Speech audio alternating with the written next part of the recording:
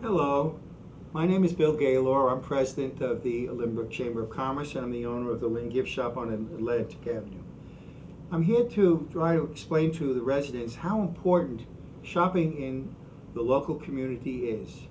Did you know that for every $100 spent in a local store, $68 goes back into the community in the form of taxes, payroll, contributions. This is something that you will not find when you shop in a local big box store. In that case, only about $44 comes back into the local community. And if you shop online, nothing goes back to the local communities.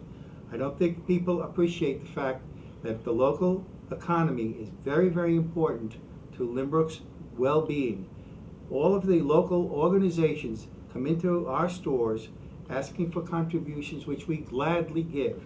Churches, temples, Little League, all the youth groups. It's very, very important that you understand and that you support the local economy.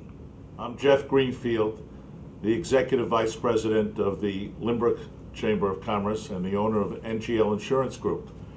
And I want to thank you for calling to the attention of the community that they should shop locally and support the local merchants, because it's those local merchants and the professionals in the community that support the community activities in the community. The schools, the PTAs, and all the service clubs, and of course the fire department.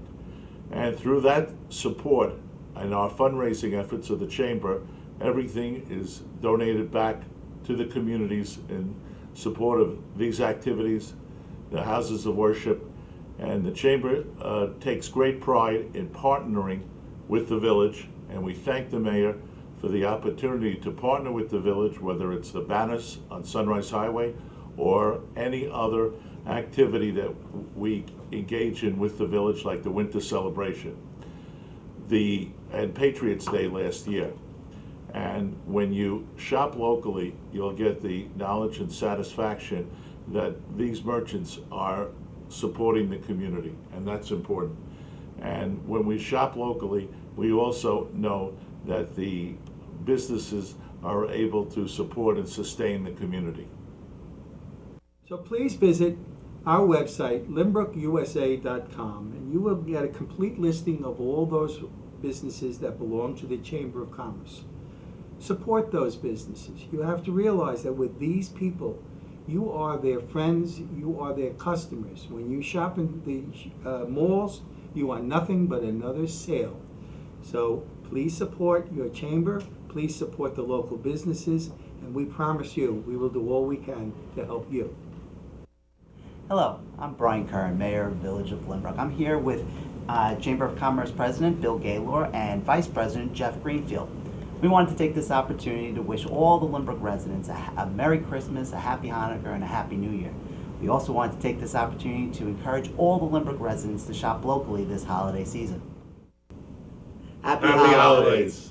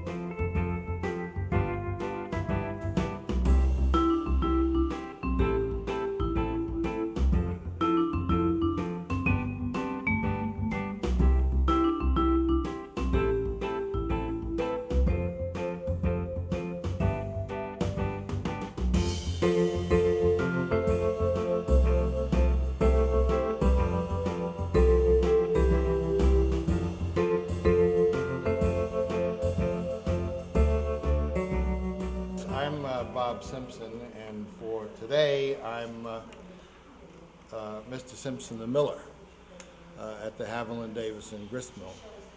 And what I was showing here is the to scale water wheel, and of course this whole model is a 1-inch scale, so we wanted to have a proper size water wheel, except I'm having a little difficulty with the turning.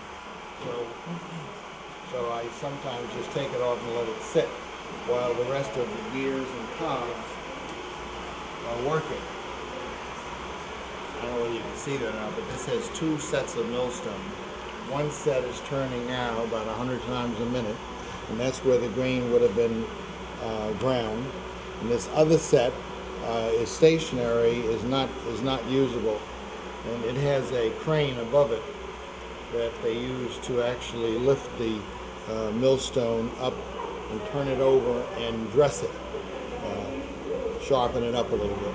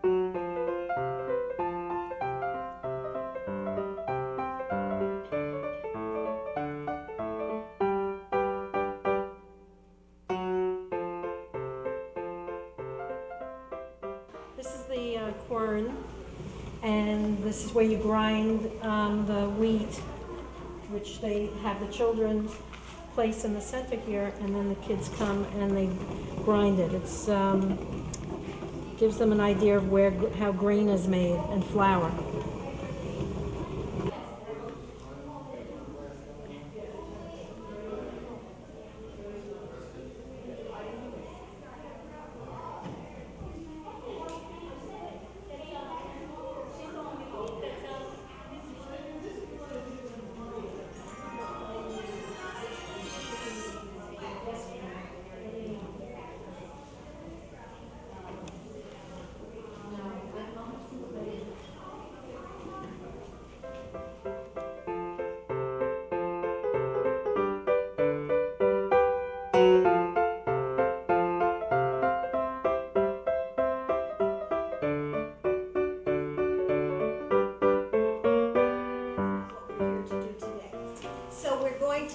take about 20 of you and send you back with Miller Bob over here.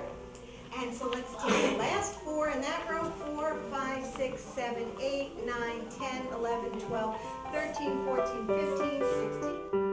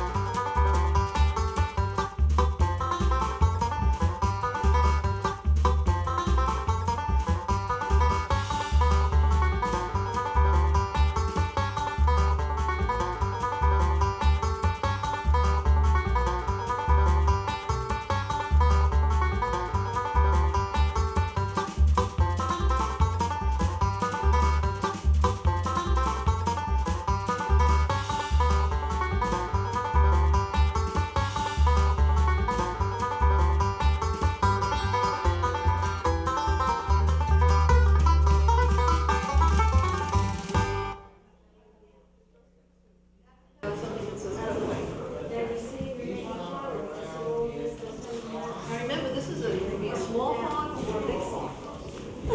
After he cuts the wheat, he's got to bring it to the barn. Now he's got his wagon, he puts everything in, he brings it to the barn, and on really crummy weather days, they go into the barn, and that would be the whole family who does that, most likely, or his helpers. And they use a club to bang up the heads of the wheat so that they can get the seeds out. And that's called threshing. Threshing. Does anybody have a card that might say that? So we have threshing wheat. That would be next. Okay. Now he's got this whole pile in the middle of his barn, and he's got all the little pieces of the wheat. He's got the seeds. He's got little things that look like maybe pieces of cut grass.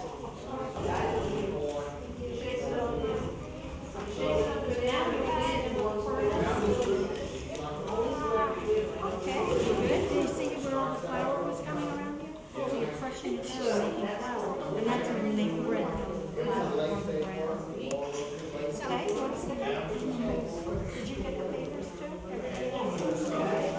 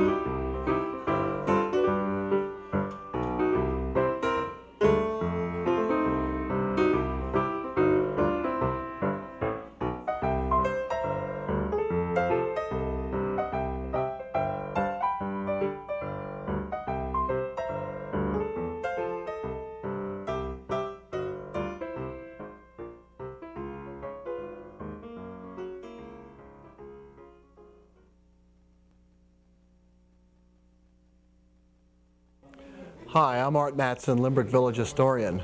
I hope you'll join me for a few minutes of Limerick history. Today's edition is being presented here at the Limerick Public Library, thanks to the Historical Society of East Rockaway and Limerick. This edition is about farming in Limerick and East Rockaway. 2 centuries and more of farming. Thank you.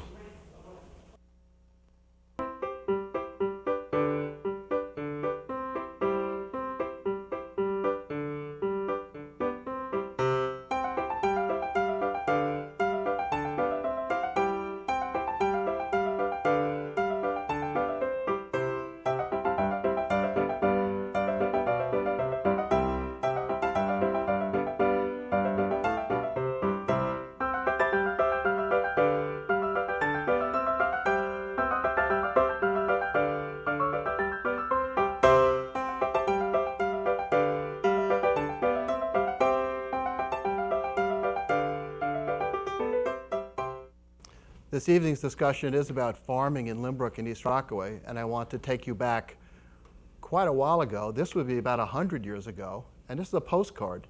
You see it says, "Greetings from Lynbrook, Long Island." And that wouldn't be a surprise to someone to see that, because that's the way Lynbrook looked 100 years from now, at least a good part of it, half of it anyway.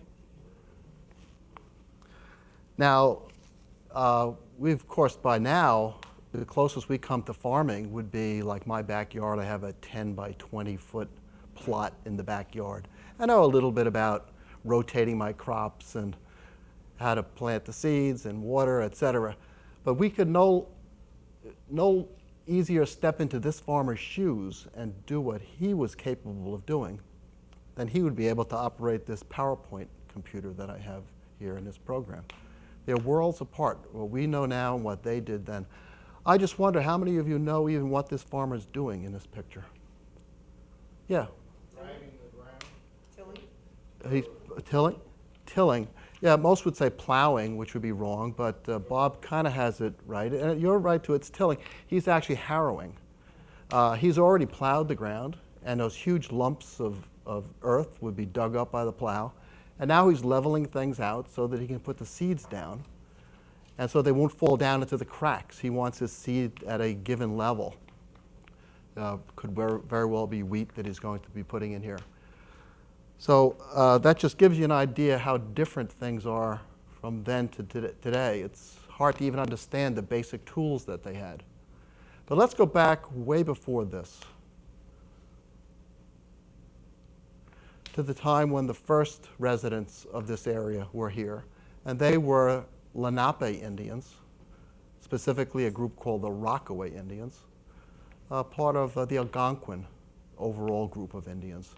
A peaceful, I was going to say tribe, but they really weren't a tribe. A family group was here.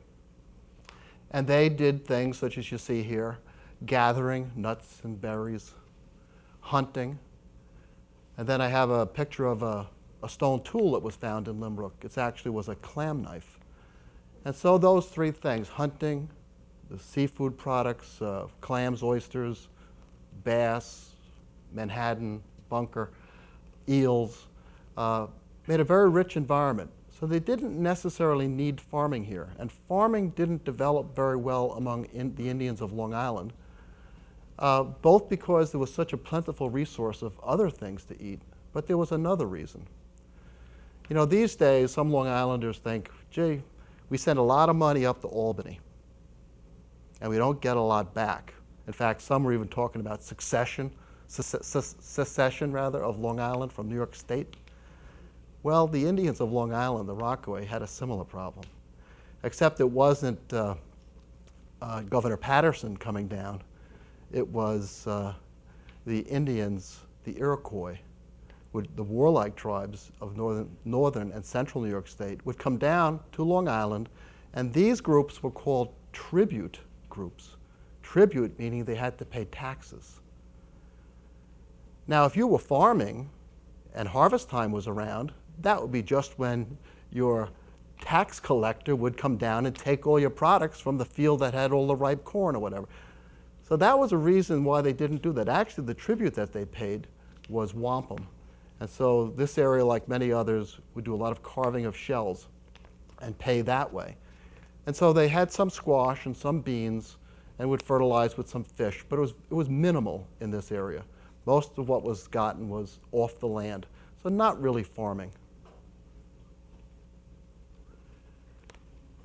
When the Europeans came, and this shows a Dutch trader approaching an Indian, and then we also have another, one is holding a skin, could be a beaver skin, something like that. Their interest was in trading with the Native Americans that were here.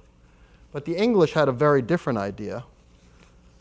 They wanted the land. They could see that the Indians weren't using the land in such a profitable way as they could, both for grazing animals and for raising crops. And so they made a beautiful exchange with the Native Americans. They said, we'll protect you from those warlike tribes up in the north they would come from Connecticut and from upper New York. We'll protect you from them. You sign in this dotted line. And by the way, we'll give you $100 worth of axes and beads and mirrors. And for that, you will deed over to us forever, to all of our heirs forever, all the land of Nassau County. It wasn't called Nassau County, but from the Hempstead Plains south to the sea. And so the Indians were pushed down then away from this area to the bay, where the problems of disease, lack of food down there. There was seafood, but they couldn't harvest as they could here. And then the European diseases. And so finally, it only took until, this monument is in Hewlett, and it's the monument to the last of the Rockaway Indians. It still stands there in Hewlett. The last of the Iroquois Indians, who was personally known to me in my boyhood. I, owning the land, have erected this monument to him and his tribe, Abraham Hewlett, and the Indian's name was Kululu. So he was the last of them. Of course, things began to change very quickly when the Indians were removed from here. And this gives you an idea indirectly that farms were what happened. Because if you note here, I think I have a pointer that I could use.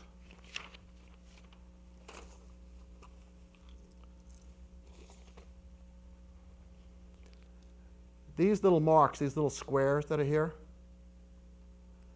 they're symbols on this map from the key that says that they're mills. There were 7 mills along the Mill River that runs on the border of Rockville Center and Limbrook, and on Pine Brook that runs up into Malvern and Lakeview. The one down here would be the East Rockaway grist mill. Now, to have 7 mills, you've got to have an awful lot to mill. I mean, let's face it. That's very clear evidence that there was a lot of grain production here, for example, and they must have been sawing to build barns and houses. So that's a very good indirect evidence that there was a lot of farming here. But there weren't actually a lot of farms because the Europeans owned so much land. They were huge farms. And so I have this that I got from a newspaper in, I think it was 1830. Yeah, a sheriff's sale. If you look at the details of the land that's described, it's about 1/10 of all of Limbrook was being sold. And so whether it was someone died and the heirs couldn't decide what to do and the sheriff had to sell it, whatever, this was one family, in effect, giving up 1/10 of Limbrook. So the plots were very large. Now, another document, which comes from a church of the time, says that there were 40 farms in this area, meaning near Rockaway, it was called, which is East Rockaway, Lynbrook, Rockville Center, perhaps Malvern might be included. 40 farms. Now, we may fairly judge that 10 of those might have been in, let's say, take Lynbrook. Now, Lynbrook has 1,290 acres. That's the acreage of all of Lynbrook. If you divide that by 10, that's 100. So the farms in this area back in the 1830s or so were probably about 100-acre farms. Quite large. Now those farmers were mostly gentleman farmers. They didn't, the earliest ones, they preferred to have, in the first days, the Indians, before they killed them off, would do the work, and then slaves. And it's not commonly known that slavery was so important on Long Island in farming. I have some statistics that are really shocking. In fact, in 1732, this goes back even earlier, there were 40,000 people on Long Island, of which 7,200 were slaves. 18%, a higher percentage than was in Virginia. So we think of the South as being a place with slavery. But these guys didn't want to do the dirty work, so they had slaves do it. So generations passed, and the farms were broken up as through inheritance. This is one farmhouse that we can no longer see. Sorry, I went the wrong way. The Squire Pearsall farmhouse from 1827. This was torn down about 60 years ago. It was on Merrick Avenue. And of course, we know the Pearsalls began to dominate this area. They began moving in the 1820s, 30s, and 40s. Now, one of the things that kept business going, I'd mentioned mills. Oh, and I see that I don't have my mill picture. Yeah, the old grist mill. This was terribly important for the farmers of this area because not only could they grind their grain here and get lumber, but also it was very close to the port of East Rockaway. So they could ship their goods to New York City, to Philadelphia, to Boston, and in some few cases, as far as Europe. There were actually some sailing sloops that made it all the way to Europe with grain that was grown right from around here. But I want to go back to that map that I had up just a moment ago. This map really, I wish you could see it. I should have done a detail maybe on it. But there are areas here where we have the name Abrams. You see all the names of the Charles and F. Abrams, E. Abrams, all around this area. Well, it strongly suggests that the Abrams actually, and Abrams, owned all of that area. And then it was divided up among his heirs. Then up in this area up in here, we have the Browers. Again, they had a huge area. And up in there, the Pearsalls. Henry Pearsall owned all of this land. So ultimately, all of it got chopped up.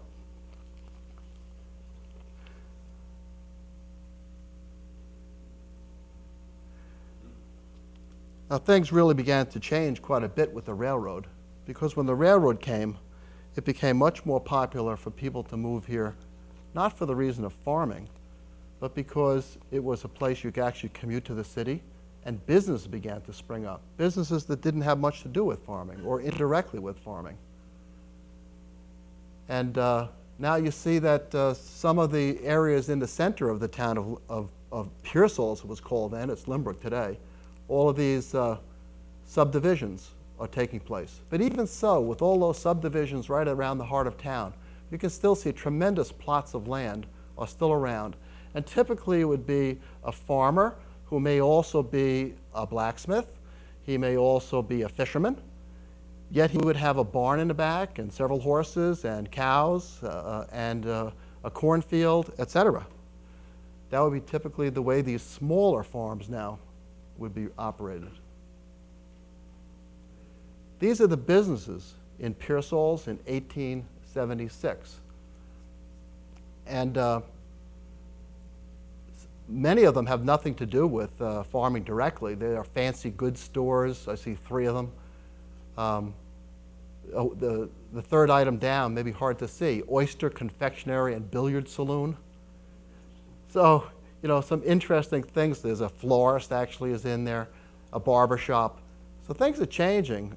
In the very early days, there just would have been a country store, would have been all that's there. But there are some things on this list. Again, I apologize, it's kind of small for you to see. But there are 3 blacksmith shops, a wheelwright shop, 2 of them, coal, wood, and feed depot, and another feed store. And those, of course, would have to do with farming. And this is the general country store at the 5 corners of Pearsall's, owned by J.S. Simonson. And looking at some of the products, fertilizers in the market, pure Peruvian guano. Well, that certainly was for the farmers of the area. And looking down a little further, the third item from the bottom, plows, castings, shovels. But then all manner of other things, teas, coffees, groceries, paints, and so on.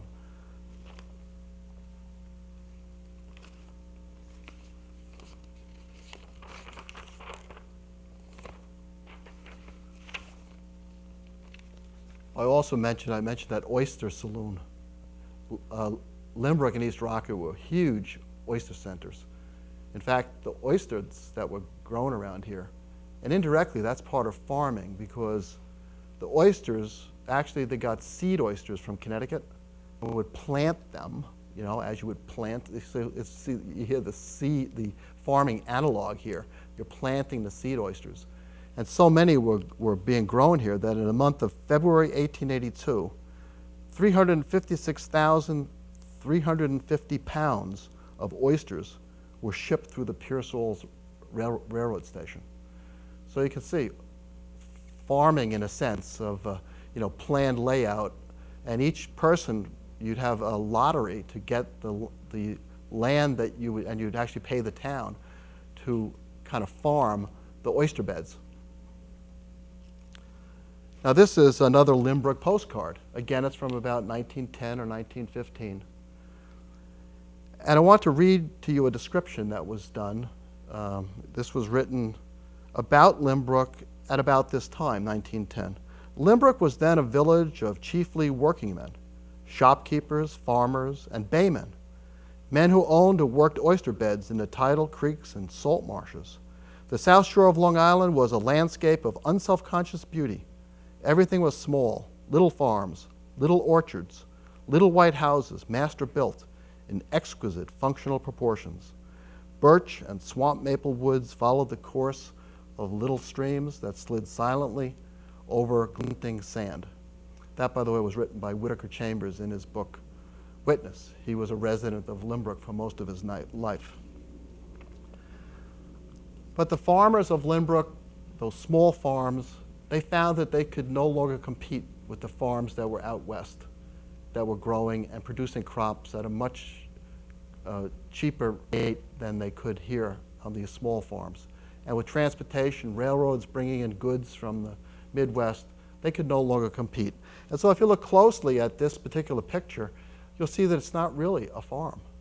It's abandoned as a farm. It's gone fallow. These are weeds here. And so that's what happened. The farmers found that they could make a bigger profit by simply selling off the land for home builders. And by the 1920s, that became fierce in Lynbrook. In the year 1925, Lynbrook, and probably East Rockaway too, were the fastest growing communities on Long Island of any other community. And as they did, you can see now the lattice work of the streets is beginning to spread out. Just a couple of interesting things on this map. You can see the racetrack here, Lynbrook's racetrack. Can you see that pointer? It's kind of fine. This is the racetrack, right above Peninsula Boulevard, over by Oak Street. Oh. And then we have the trolley line that ran right through Lynbrook. So it's an interesting map. And an aqueduct that now today is Peninsula Boulevard. But it brought water to Queens from Hempstead Lake Park, Queens and Brooklyn.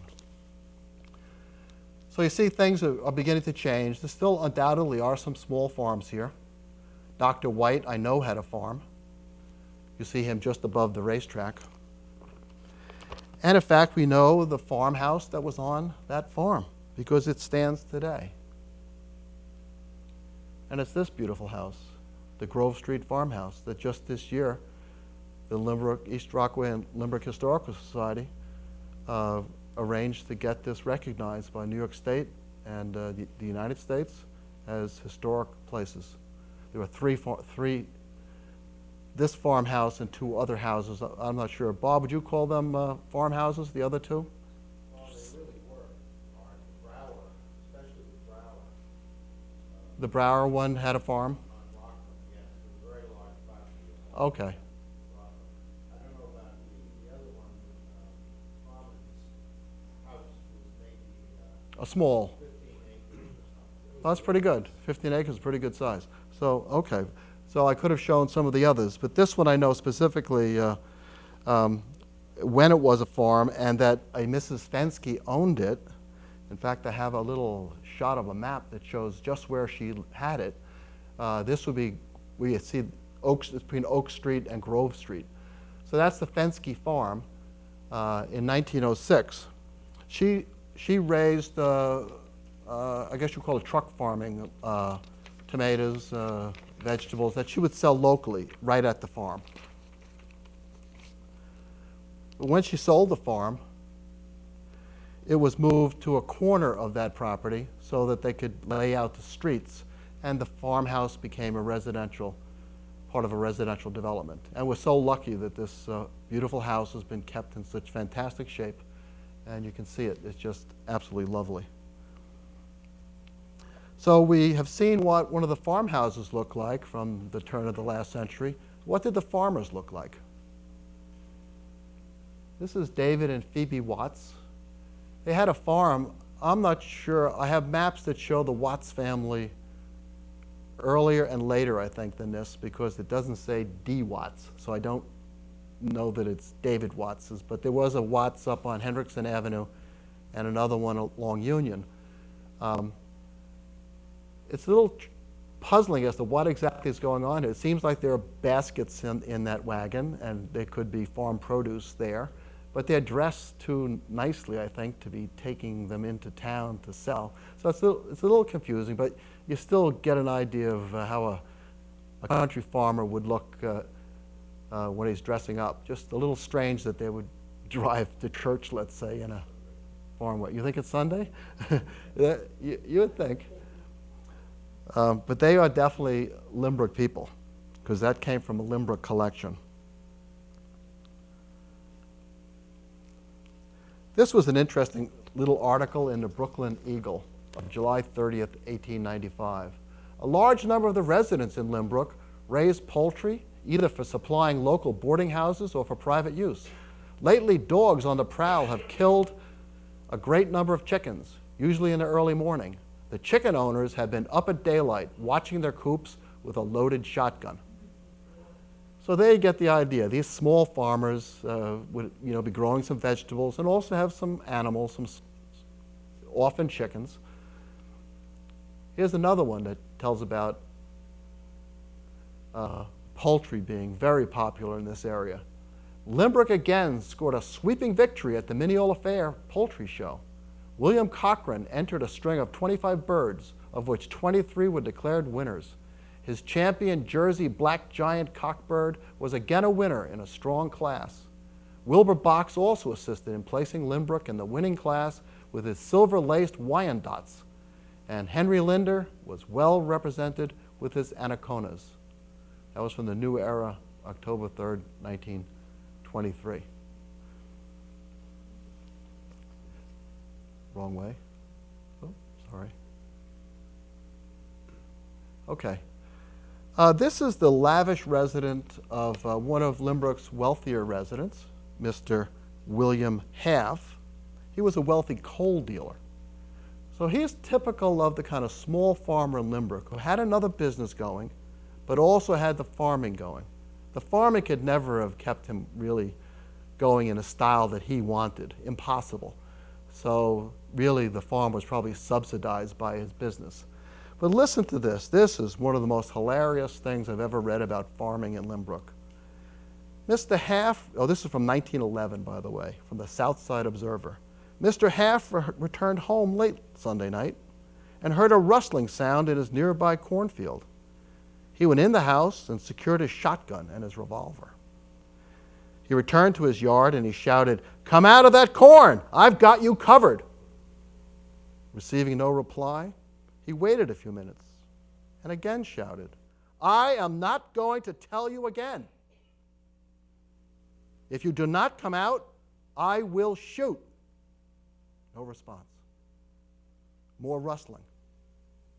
"I am going to count to 3, then I will shoot."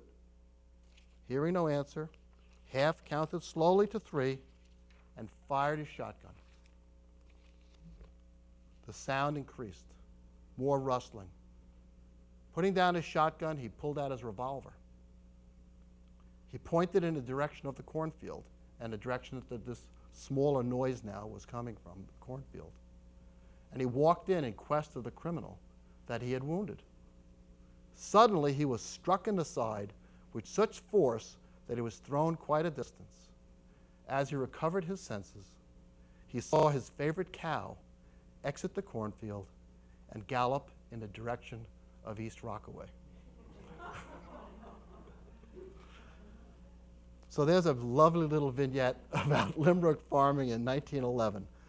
And there were many gentlemen farmers like Mr. Half who had had more money than the farming would ever supply. The Rockaway Hunt Club, this is 1894 in the Brooklyn Eagle. The Rockaway Hunt Club had a cross-country run yesterday afternoon. The hounds were in the charge of Rene Lamontagne. Starting in Valley Stream, the huntsmen went a lively clip over fields and fences as far as Wood's Farm in Norwood. That's Malvern, by the way. From there, they circled around by Rockville Center and finally finished at Seeley's Greenhouse at Lynbrook. Seeley's Greenhouse was at Peninsula Boulevard and Hempstead Avenue, by the way. That's where that was. The distance covered was about 5 miles. Can you imagine a fox hunt running around through Lynbrook, Rockville Center, and Malvern, and Valley Stream? So they had some money if they were able to have the kinds of horses that could do that kind of maneuvering. Now,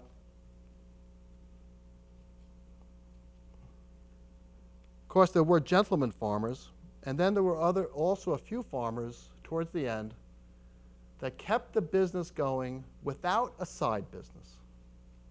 They stuck to farming. There were some holdouts.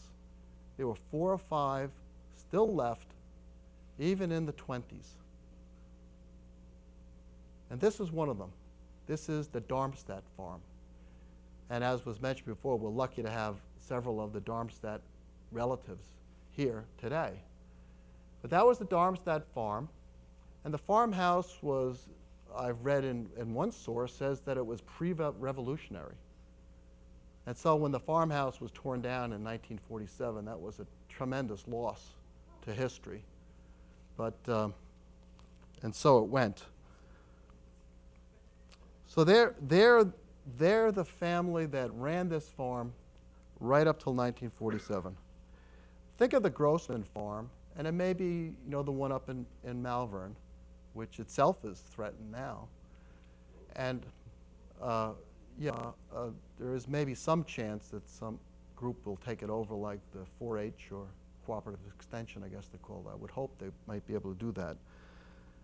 But about twice the size, maybe even 3 times the size, because it was a 7-acre farm, was the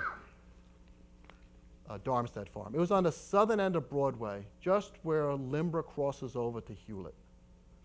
It was at the intersection of Broadway and Prospect, within the village of Lynbrook, but in the Hewlett School District. And these are the farmers that started well, it was a farm before they bought it, but they bought the farm, I think it was 1888. Emil and Elizabeth Darmstadt. The picture's not good because it's a copy of a copy of a newspaper. They're shown here, by the way, in 1947. So they had been farming for, 60 years at that point. And as I said, they moved in 1888 to encounter the blizzard of 88, by the way. So they got off to a bad start, I'm told, but they apparently liked it because they stayed for a very long time.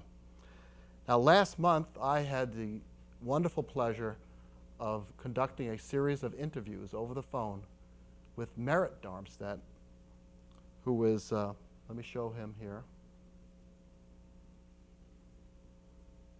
This is Merritt. I think he's probably in his 50s, would you guess? The Darmstadts, what do you think? In his 50s?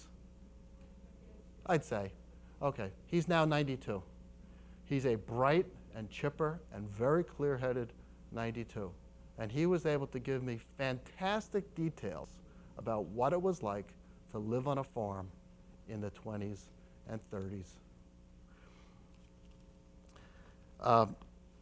I have some details about the farm. I keep going the wrong way, I'm sorry. First, this wonderful picture that I just got from Sandra Messina, his daughter sent me this. That's Merritt on the right? Yes. Okay, and I'm glad, because you see what he's holding, that bucket in his hand? You'll understand later that his parents knew what his job would be in that farm when he was about 5 years old. It looks like he has a bit of almost like a lederhosen. And Darmstadt sounds like a German name. Is it, Sandra? Yes, it is. Okay, and then of course there are the Grossmans, we know that, the Rassweilers. The German farmers were able to run small farms in this area very effectively because that's the way it was done in Europe. They didn't have these massive farms such as we have out in the Midwest. They knew how to run a small farm.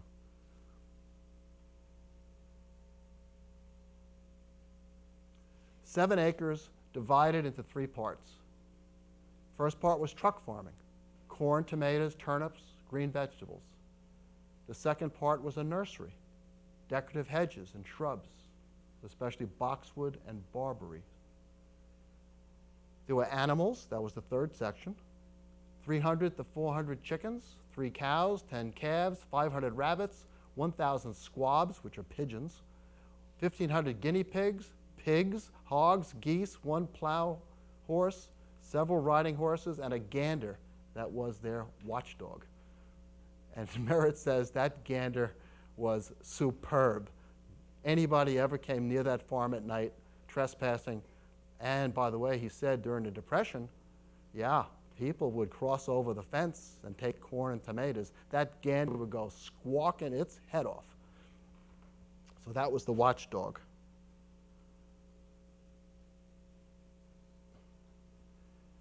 Typical farm day. Up at 6 a.m., water the thousands of animals. Now this is Merritt's typical day because his job was water. Remember that bucket he was holding when he was 5 years old? That was his job from 5 years old until he left the farm at 23 and said, I'm sick and tired of farming. Okay, water the thousands of animals. There was no running water in the Darmstadt senior's house. He had water in his house, apparently, in his parents' house, but they had no running water there. So breakfast would come after watering the animals, then feed the thousands of animals. Then the big lunch, main meal of the day, prepared by Ma and Grandma, and I think I listed, I'm pretty sure I did, what it was that they had typically for lunch.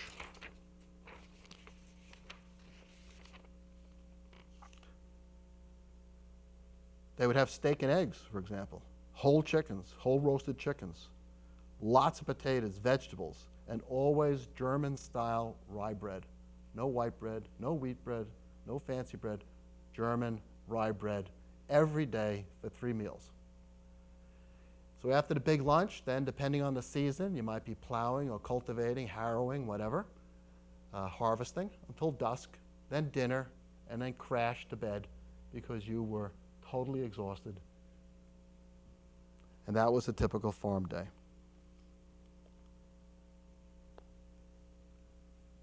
I'll get this right eventually. Gee whiz. School. Merritt went to the Hewlett district to school. And that was his school bus. Well, not literally that one, because that's it's the near Rockaway. It might have been that. This one actually, came to the 5 Corners. And if it went down Broadway, it would have been one of these. But that's the kind of a stagecoach that ran a regular route to take commuters up to the railroad. And that's how he went to school, in the Hewlett School District.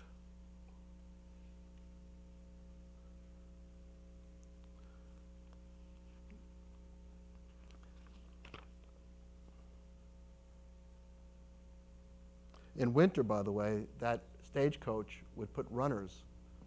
They put runners on a sleigh, actually, and that's how we went to school in winter. Kind of interesting.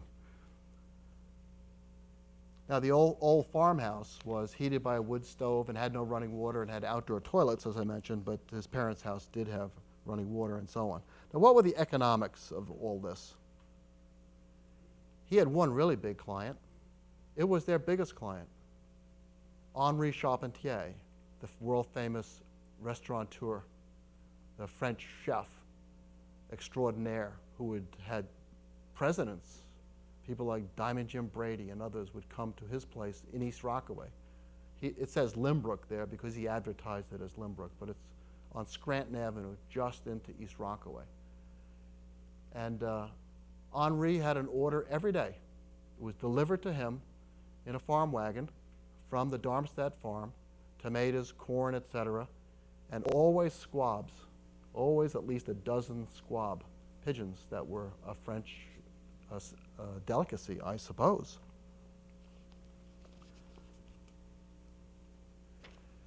The wagon might have looked like that, just the farm wagon. This is another old Limbrook photograph from the period. All the other customers had to stop by the farm. They did not deliver to anybody but Henri. Well, there was one other kind of odd exception. You noticed I said there were 1,500 guinea pigs, I think I had in an earlier slide. You may wonder, what did they do with 1,500 guinea pigs? Actually, there was a pregnancy test, I think, that was done with used guinea pigs, and also for scientific testing at the time. And so there was a laboratory in Queens, I believe, that they provided the guinea pigs to. So that was an unusual kind of a side business for the farm.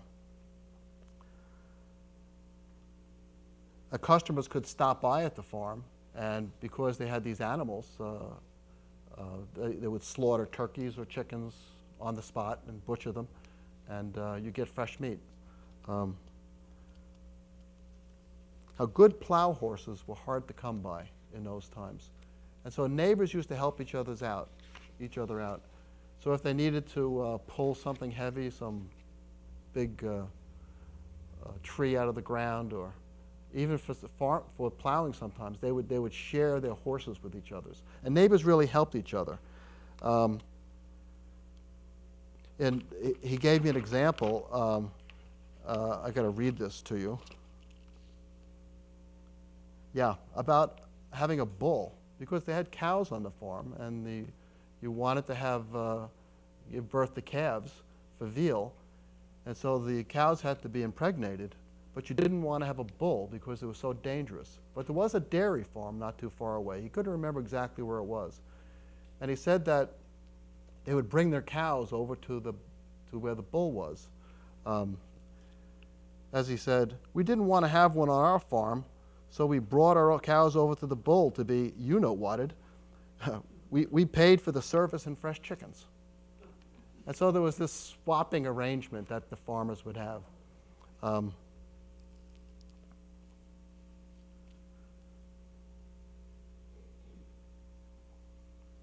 This is an example of how goods came to the farm. Now this is Joseph Simonson of Pearsall's, the old name of Limbrook, and he ran the general store in Limbrook, and he would deliver goods to various farmers and to residents of the village. In the case of the Darmstadt farm, it wasn't Mr. Simonson who came, but it was the Cookins brothers. I don't know if anybody's heard of the Cookins brothers. Anybody in the room know of them? Bingo! That's exactly right. Way to go, Pat. That was a store that was opened in 1908 by the brothers Henry, Matt, and Frank Cookins at Carmen and Atlantic Avenues. The exact site was St. Raymond's is. And so anything they needed by way of baked goods, cheese, ice, tools, pots and pans, either the Cookins brothers on their routes, they could order it from them, but others would come around. Tinsmiths would come around, and knife sharpeners, and all the things. We even remember some of those things, I think, from our youth. But it was a very organized activity. You really, rarely, he said, did he ever go into East Rockaway, or to Hewlett, or to Limbrook as a young man. Everything came to the farm.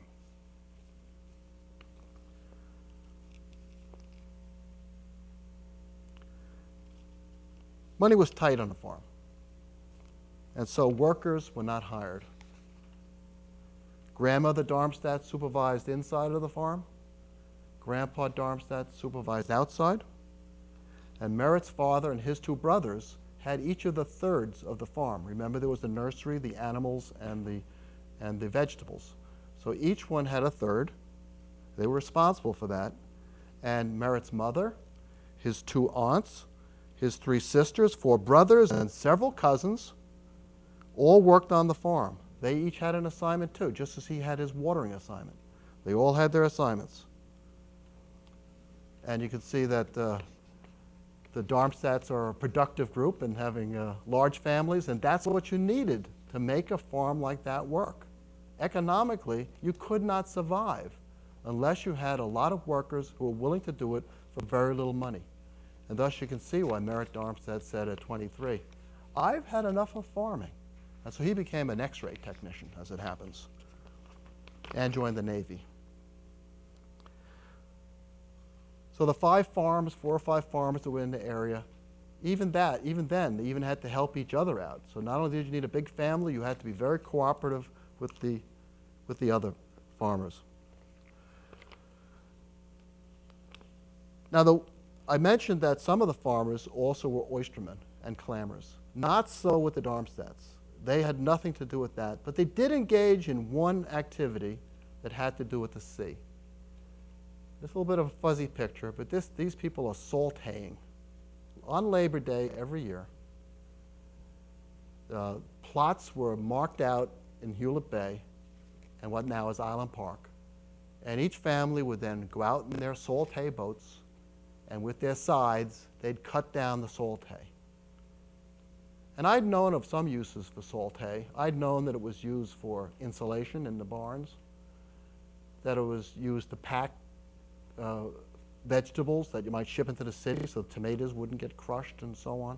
It was as bedding for the animals. And Merritt was aware of them, but he brought to my attention another use that I was not at all aware of. He said that they would dig holes in the ground at the end of the harvest season, about 3 feet by 6 feet and 3 or 4 feet deep to get below the frost line.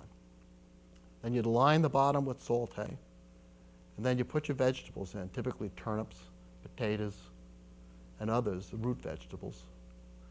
And now you cover it with more salt hay, and then some boards, and then cover that with dirt. And he said, we had fresh root vegetables all winter long, right into early spring, by digging those out.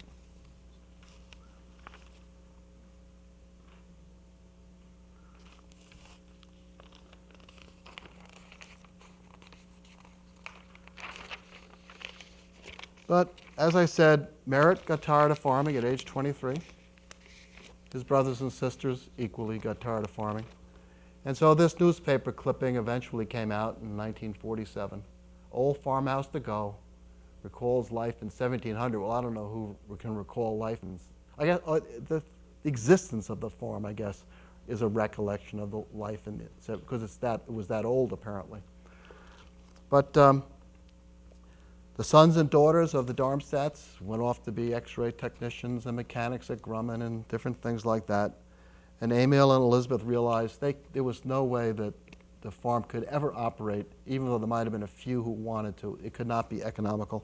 So they sold it, and it is the residential development that is now in that area.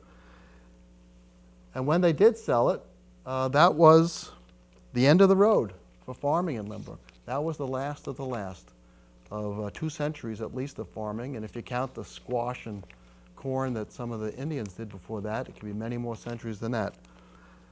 So I thank you for coming, and if there are any questions, feel free to ask. Yeah, I can turn the lights on.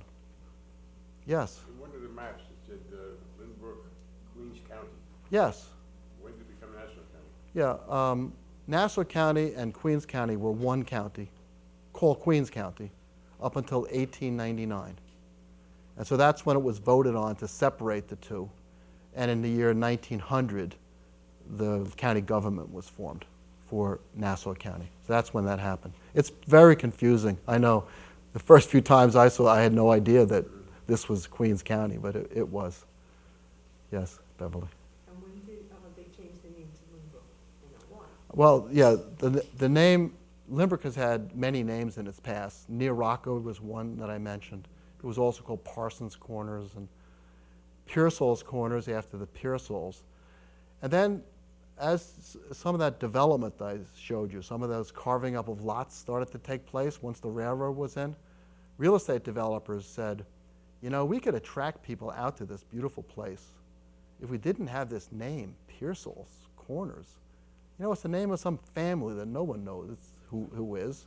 Let's get I can quote what they said, we want a more euphonious cognomen. That means a sweeter sounding name.